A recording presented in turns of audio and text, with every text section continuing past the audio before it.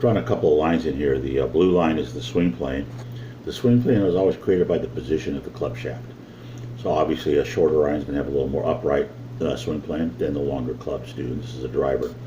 The top line, well, it's not exactly perfect, is about where the shoulder should turn in order to maintain my spine angle correctly, which we'll draw in as the red line here, right up through the ear.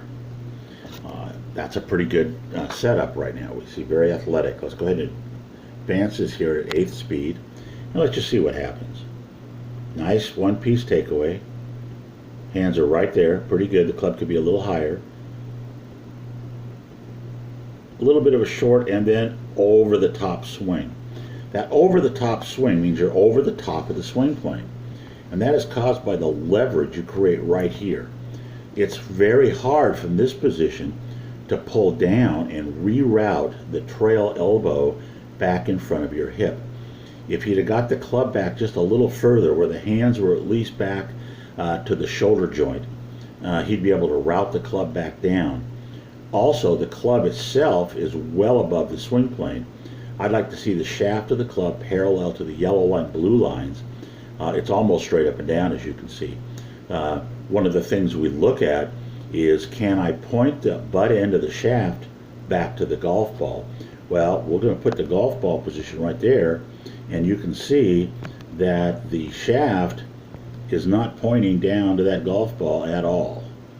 So that's what's creating the miss.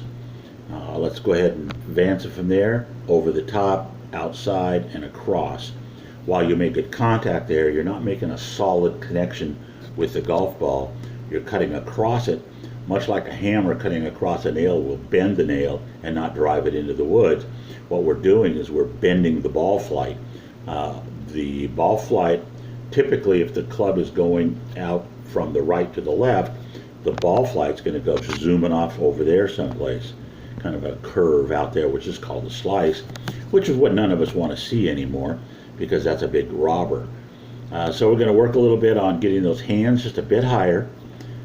They tend to get lower as we get older because we don't stretch as much as we used to. So we'll give them a few stretches to get those hands up a little higher.